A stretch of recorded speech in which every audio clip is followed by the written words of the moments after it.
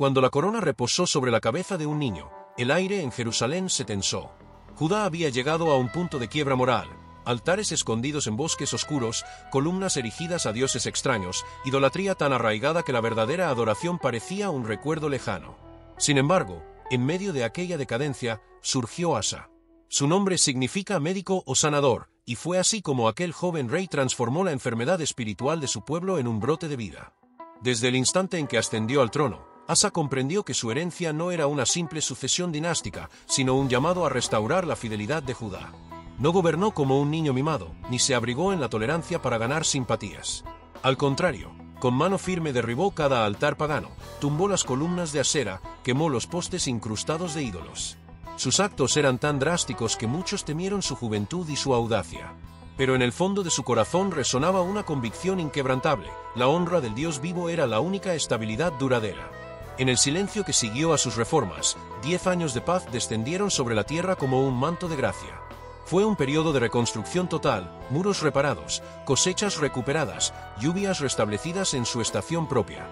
El pueblo, acostumbrado a la confusión de múltiples cultos, volvió a un solo nombre, al único Dios de sus padres. Los levitas se organizaron, los sacerdotes levantaron el altar con manos temblorosas de emoción, y en cada rincón de Judá se alzó de nuevo el clamor de la alabanza. Pero la paz de Dios no es un refugio contra las pruebas, sino el terreno donde se siembran las semillas de la fe para la gran cosecha de la victoria. Así, cuando la fama de Judá se extendió, despertó la codicia de quienes miraban al sur con ojos de conquista. Desde la región más profunda de África, un ejército etíope avanzaba, 1.000.000 de hombres entrenados, apoyados por 300 carros de guerra implacables. Su comandante, llamado Zera, simbolizaba la amenaza inminente. En aquella cultura guerrera, la fuerza bruta se veneraba como divinidad, y su paso era visto como anuncio de muerte. La llanura de Maresa fue elegida como escenario del choque. Allí, el terreno abierto ofrecía la ventaja perfecta para los carros de guerra. Allí, el polvo levantado por cascos y ruedas presagiaba una luz invencible. A su lado, Asa disponía 580.000 soldados, 300.000 hebreos con escudos grandes y lanzas, y 280.000 benjaminitas hábiles con el arco ligero y el escudo pequeño. Si bien su número parecía considerable, equivalía apenas a la mitad de las tropas enemigas. A la luz de la lógica militar, aquella batalla estaba perdida antes de comenzar. Sin embargo, el rey no vaciló. No buscó pactos ocultos ni refuerzos extranjeros. Eligió un camino que desafiaba toda expectativa: se arrodilló. En un gesto cargado de significado, dejó el cetro a un lado y se postró delante del altar levantado años atrás. Su silencio era más elocuente que cualquier estratagema de guerra. La oración que surgió de sus labios fue breve, pero contenía el corazón de toda alianza con lo divino. Nada es imposible para Dios, ayuda a los que confían y en su nombre marchamos contra este ejército. Mientras pronunciaba cada palabra, la atmósfera se volvió densa. Soldados y oficiales observaban enmudecidos. Para muchos, aquel acto era la más insensata declaración de guerra: doblar rodillas cuando el enemigo aguarda la señal de ataque. Sin embargo, en el alma de Asa brillaba la certeza de que Dios rompía las estadísticas. No importaba cuántos carros o lanzas se alinearan ante ellos, la victoria no nacería del acero, sino del Altísimo. Cuando la plegaria concluyó, el rey se levantó. Sus ojos reflejaban la calma de quien ha conversado con el Todopoderoso. En lugar de blandir la espada, alzó la mirada al horizonte y ordenó avanzar. Su voz, firme y serena, transmitió a cada hombre la convicción de que no luchaban solos. Bajo aquel cielo cargado de polvo, el ejército de Judá se transformó. Ya no eran un grupo de milicia temerosa, sino un pueblo unido por un mismo suspiro de fe. La batalla empezó sin estruendo humano. No hubo trompetas ni tambores que anunciaran el choque. Fue Dios quien tomó la delantera. Un estruendo invisible paralizó los carros de guerra, un miedo implacable sembró confusión entre las filas etíopes. Las lanzas quedaron suspendidas en el aire, los caballos retrocedieron, los hombres alzaron la vista con asombro y terror. Lo imposible se hizo realidad. Asa, guiado por el Espíritu, mandó perseguir al enemigo. Los valientes de Judá iniciaron la caza con un fervor que trasuntaba gratitud. Lo que había parecido un río de destrucción se convirtió en un rebaño alzado en huida. 300 carros, símbolos de muerte, quedaron hechos chatarra. 100.000 caídos, cifra desorbitada para un ejército como el suyo, y el resto desbandado, buscando el bosque para salvar la vida. Al caer la tarde, los sobrevivientes regresaron con despojos en manos y alabanzas en sus labios. Camellos cargados de provisiones, tiendas, ganado en abundancia. El botín excedía cualquier cálculo humano. Sin embargo, más allá de la riqueza material, habían ganado la certeza de que el Dios de Israel era un aliado invencible. Lo que comenzó como un desafío inhumano terminó como testimonio vivo del poder divino. Los cronistas relatan que aquella victoria selló un pacto de paz que duraría 35 años. 35 años sin invasiones, sin asedios, sin temor a la noche. 35 años en que las generaciones aprendieron a edificar más que a derribar, a enseñar más que a destruir, a servir más que a oprimir. Pero más allá de la historia política, el legado de Asa trasciende las páginas de los libros.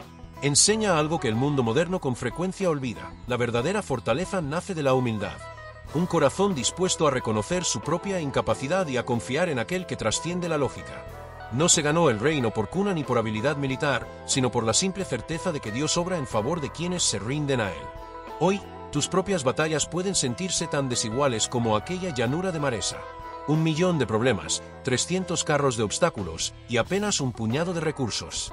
Sin embargo, la misma actitud de Asa sigue accesible: arrodillarse, confesar dependencia, proclamar que nada es imposible para Dios. No se trata de una fórmula mágica, sino de una postura del alma que eclipsa cualquier desventaja humana. Mientras reflexionas en tu lugar de prueba, recuerda que la oración de Asa fue breve, pero poderosa. No necesitó discursos elaborados ni estrategias mundanas. Con sencillez reconoció el poder divino, confesó su necesidad y declaró la victoria en el nombre de su Dios. Ese es el modelo, una palabra al cielo que alinea tu corazón con la fuente de todo auxilio. La historia de Asa no concluye aquí, porque la verdadera enseñanza está por venir. En la continuación de aquel relato descubriremos no solo la respuesta milagrosa, sino las lecciones prácticas para mantener viva la victoria. Cómo el pueblo de Judá consolidó su fe, cómo el rey reforzó las estructuras espirituales y cómo, en medio de la prosperidad, se recordaron siempre de quién provenía el triunfo. Si hasta ahora te has sentido sobrepasado, ahora comprendes que la batalla espiritual trasciende la visible. Los ídolos de tu propia vida pueden ser hábitos, temores, rencores o inseguridades. Derribarlos exige valor y fidelidad, tal como hizo Asa contra las tradiciones corruptas. Solo entonces el silencio de paz puede convertirse en tregua para plantar sueños, para edificar propósitos, para impulsar un legado que trascienda generaciones. La paz concedida a Judá no fue un oasis estático, sino el escenario donde las semillas de la verdadera devoción echaban raíces profundas. Bajo el reinado de Asa, los trabajos de restauración no se limitaron a muros y altares. El rey promovió una renovación del corazón nacional. Convocó a los levitas y sacerdotes a recorrer cada ciudad y aldea, enseñar la ley escrita y proclamar el pacto renovado. Las plazas se convirtieron en aulas al aire libre, donde los ancianos relataban las promesas divinas y los jóvenes aprendían canciones de alabanza que antes habían caído en el olvido. Cada mañana, antes de que el sol se alzara, una multitud se congregaba en el templo de Jerusalén. Hombres y mujeres cruzaban el umbral con humildad, niños, al ritmo de tambores y flautas, acompañaban las oraciones. Asa instituyó tiempos de ayuno y súplica trimestrales, recordando a la nación que la dependencia de Dios no debía diluirse con la comodidad de la victoria. En esos ayunos, el ayuno era de gozo. Se renunciaba no al alimento por dolor, sino a la autosuficiencia para regocijarse en la gracia divina. Al 7º año de aquella restauración, el rey ordenó un censo espiritual, no de vidas humanas, sino de compromisos de corazón. Cada cabeza de familia presentó un registro de ofrendas voluntarias, no por obligación legal, sino como expresión de gratitud. El templo se vio colmado de granos, aceite, vino y animales, pero, sobre todo, de corazones dispuestos a invertir en la obra de Dios.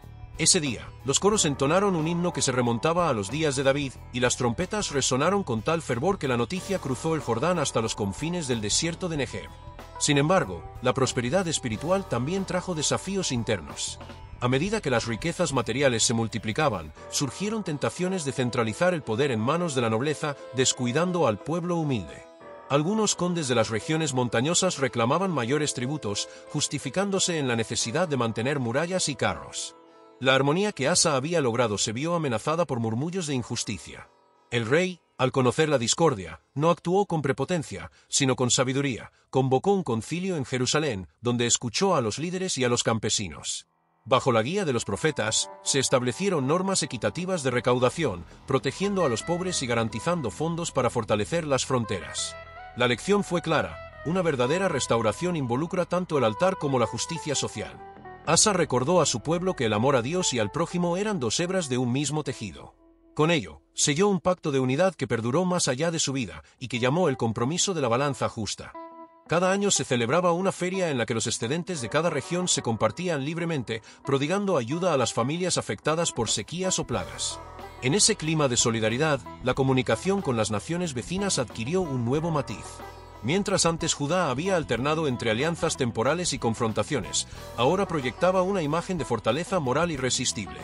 Embajadores de Tiro y de Sidón visitaban Jerusalén no para imponer tratados, sino para intercambiar saberes agrícolas y artísticos. Los artesanos de Judá aprendían técnicas de carpintería fenicia y a cambio enseñaban la escultura en piedra, dando origen a un estilo arquitectónico propio que fusionaba robustez y belleza. Pero la vida del rey Asa estaría incompleta sin un episodio decisivo que pusiera a prueba la fidelidad de Judá en tiempos de bonanza. Cuando los profetas alertaron sobre un brote de hongos devastadores en la región de Tecoa, masacrándolo todo a su paso, muchos interpretaron la plaga como juicio divino. El pánico se extendió. Algunos sacrificaron en sus campos ofrendas para aplacar la ira de Dios, otros buscaron medicinas paganas. Asa enfrentó el dilema, denunciar a los incrédulos con mano dura o guiar al pueblo de vuelta al altar. Eligió lo segundo. En lugar de decretar castigos, llamó a un ayuno nacional de 10 días, durante el cual se ministró oración intercesora en cada hogar y se purificaron los utensilios del templo. El resultado no tardó en manifestarse. El viento cambió, las lluvias limpiaron el aire y los hongos retrocedieron. Más que un milagro aislado, fue un recordatorio de que la obra de Dios requiere la cooperación de un pueblo dispuesto a humillarse. Así, Judá no solo vio sus viñas recuperadas, sino que se cimentó el principio de la oración colectiva que sana la tierra.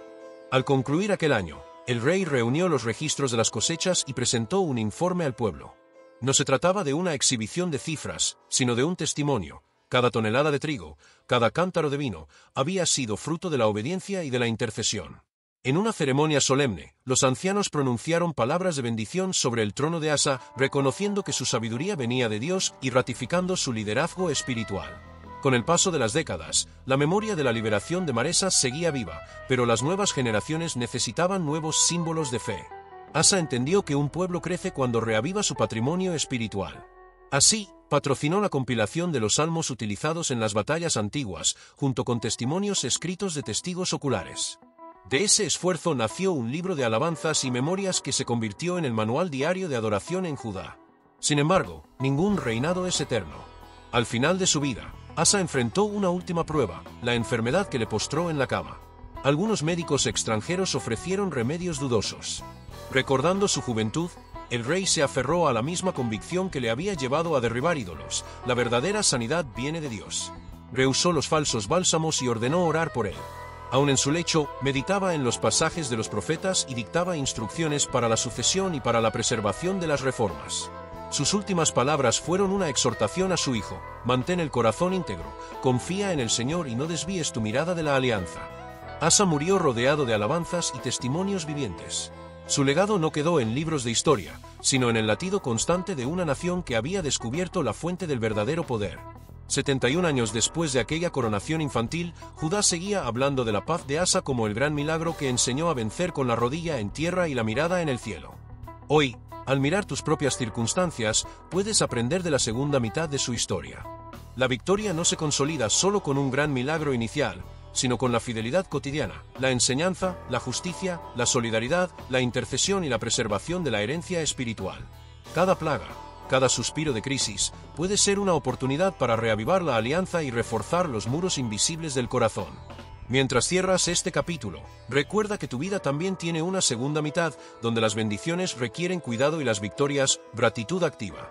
Tal como Asa, profetiza con tus acciones una paz duradera, construye, enseña, ora y ama. Porque, al final, la historia no siempre la escriben los grandes golpes de espada, sino el susurro constante de la fidelidad que, generación tras generación, proclama: nada es imposible para Dios.